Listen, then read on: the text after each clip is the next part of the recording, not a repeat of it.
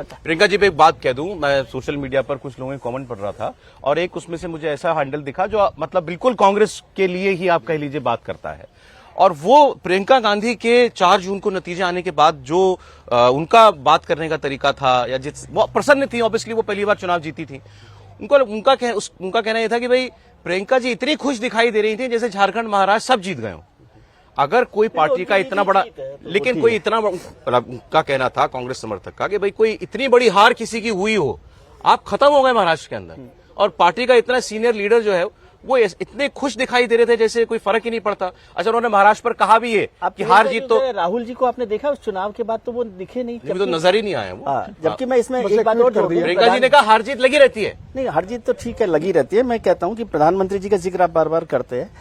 कोई भी नेता चुनाव जीतने के बाद यदि अपने कार्यकर्ताओं से मिलता है तो कोई बड़ी बात नहीं होती है ना, मतलब वो एक उत्साह होता ही है। लेकिन प्रधानमंत्री को आप देखो, 240 जब सीट आई तब भी वो पार्टी ऑफिस में आए थे। वो फेस करना बहुत मुश्किल काम होता है, लेकिन वो उसी तरह से आए। जब हमारा मिशन चंद्रयान मिशन फेल हो जाता है तो वो इसरो के ऑफिस में होते हैं। जब हम वर्ल्ड कप हार जाते हैं तो वो ग्रीन रूम में होते हैं। तो हारने के वक्त आपको सबसे ज्यादा संबल अपने नेता से मिलता है। तो जब ये महाराष्ट्र के चुनाव आप हारते हैं, हरियाणा के चुनाव आप हारते हैं, तो पोस्ट पर ये लिखना कि अप्रत्याशित नतीजे हैं, उसकी बजाय अपने कार्यकर्ताओं को संबल देने के लिए, ये कहने के लिए जो प्रियंका जी कहती है हार जीत लगी रहती है, वो अपने कार्यकर्ता को कहे राहुल जी कि भाई हार जीत लगी रहती है, हम फिर लड़ेंगे। नहीं, वो कह रहे हैं हम समीक्षा करेंगे, और उससे पहले कहते हैं प्रेस कॉन्फ्रेंस करके कि ये तो मैंडेट चुराया हुआ मैंडेट है, ऐसा नहीं हो सकता। ये आप डिनायल मोड में है सर। नहीं, डिनायल मोड ही तो है। आप मानने को तैयार नहीं है कि जनता ने 2019 से अभी तक 25वां मौका था ये हार का, 25-26 लेकिन जब से राहुल जी नेतृत्व में आए हैं ये 89वां मौका है उनको मंथन करने का अपनी हार पर। मैं उनके हार पर नहीं कह रहा, मैं कह रहा हूँ उनको ये 89वां मौका जनता ने दिया। तो 89 चुनाव हारे, इस बीच में टाइम नहीं मिला उनको मंथन करने का? मुझे पता नहीं, मैं ये कह रहा हूँ ये मौका जो है। सर, कांग्रेस कितने गंभीरता से लेती है अपने हार को, महाराष्ट्र की हार को कितने गंभीरता से लिया है। महाराष्ट्र के कांग्रेस के सांसद है, वो कल दिल्ली रात को आए और उन्होंने कांग्रेस के एक बड़े नेता को फोन किया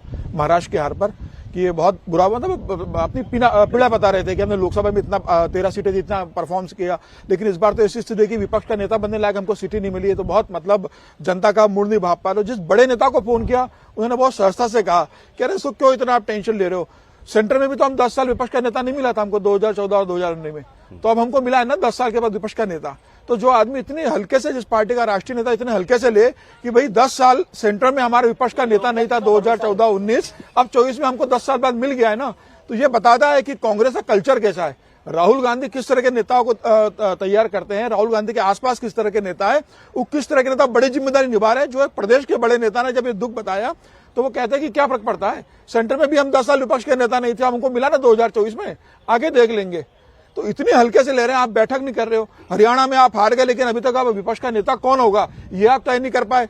हरियाणा के अंदर प्रदेश अध्यक्ष ने इस्तीफा दिया, उसका एक्सेप्ट हुआ नहीं हुआ, प्रदेश अध्यक्ष को लेकर आप नियुक्ति नहीं कर पा रहे हो। झारखंड के अंदर बैठक करते हो तो आपके 4 विधायक कल बैठक में पहुंचे नहीं 16 में से। तो मुझे लग रहा है कि इस तरीके से अगर कांग्रेस की वर्किंग है, और राहुल गांधी जब 10 साल बाद आपको विपक्ष का नेता बनाए, तो आपको तो कल पहले जैसे सर्वदलीय बैठक हुई, आप शाम को अपने कांग्रेस के विधायकों के साथ बैठक करते कि क्या रणनीति बनाए, सरकार को किन मुद्दों पर करना है, हमें अपना कैसे पक्ष रखना है। बाकी नेताओं से बात करते, अब अखिलेश यादव से बात करते, अब ममता बनर्जी से बात करते, अब उद्धव ठाकरे से बात करते, कि आपके सांसद शरद पवार से बात करते। शरद पवार के भी तो आज 8 सांसद है ना, आप रणनीति तय करते सबका बैठ के। राहुल गांधी गायब है, आपकी तबियत बहुत ज्यादा खराब है तो आप ट्वीट करते कि मेरा स्वास्थ्य खराब है, आज मैं नहीं आ पाऊंगा।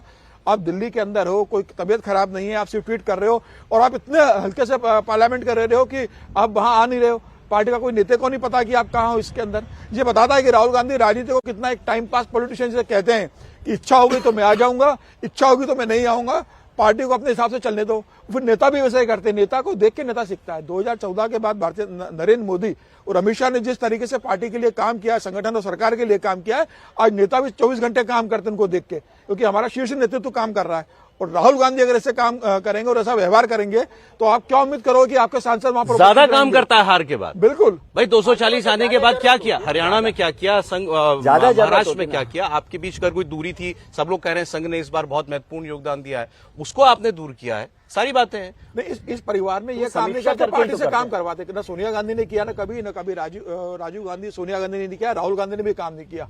आप पार्टी के नेताओं से काम कराओ। ठीक है, आपको काम करने की आदत नहीं 24 घंटे, आप पार्टी के नेताओं से तो काम करो, आप उनको लीड तो करो, आप बैठक तो करो।